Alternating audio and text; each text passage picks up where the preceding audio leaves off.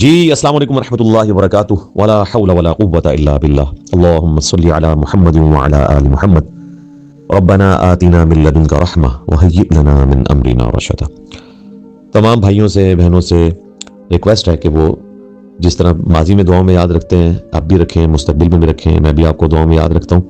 الحمدللہ جتنا عرصہ میں نے قید میں گزارا آپ سب لوگوں کے لیے بہت دعائیں کی، پوری امت کے لیے کی، پاکستان کے لیے کی، پورے عالم اسلام کے لیے کی، پوری انسانیت کے لیے کی۔ آپ لوگ بھی دعاؤں میں یاد رکھا کریں۔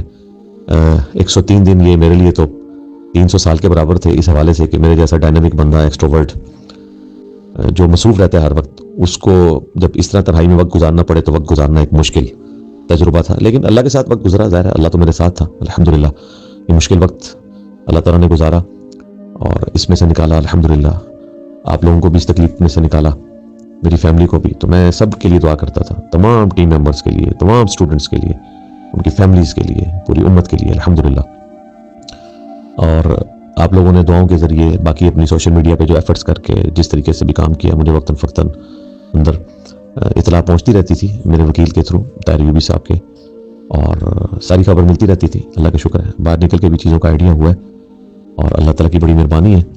جس طرح اللہ تعالیٰ نے سیدنا یونس علیہ السلام کو مچھلی کے پیٹ سے نکالا تھا اور پھر فرمایا کذالک ننجی المؤمنین، ہم اہل ایمان کو بھی اسی طریقے سے نجات دیں گے، تو بس وہ ساری دعائیں میں حفظ جاں بنائی ہوئی تھی۔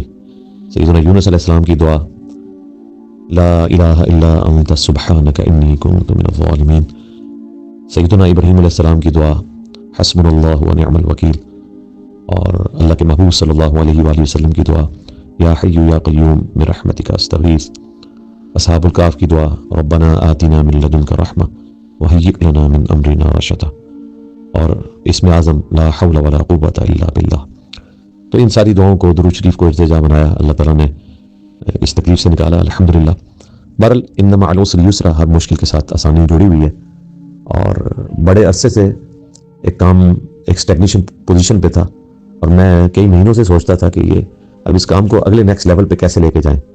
وہ دیکھیں اللہ تعالیٰ نے ایک آزمائش کے ذریعے اس کو اس لیول پہ پہنچایا کہ شاید اگلے 50 سال میں بھی اس لیول پہ کام نہیں پہنچنا تھا۔ جس طرح اصحاب الکہف جب اٹھائے گئے تو پوری رومن امپائر مسلمان ہو چکی تھی 300 سال بعد، اس طرح میں 103 دن کے بعد جب باہر نکلا ہوں تو الحمدللہ آپ دیکھیں جس لیول کے اوپر یہ دعوت پہنچی ہے، جس ٹاپ لیول کے اوپر سوشل میڈیا کے ذریعے، باقی کے ذریعے، اور کوئی بندہ نہیں جو اس سے متاثر نہ ہوا الحمدللہ۔ اوورآل ساری ڈائنامکس ہمارے ہاتھ میں تھی، اور اللہ تعالیٰ نے اس سازش کرنے والے لوگوں کو جس طریقے سے ذلیل و خوار کیا ہے اور مستقبل میں بھی ہوں گے، وہ آپ لوگوں کے سامنے انشاءاللہ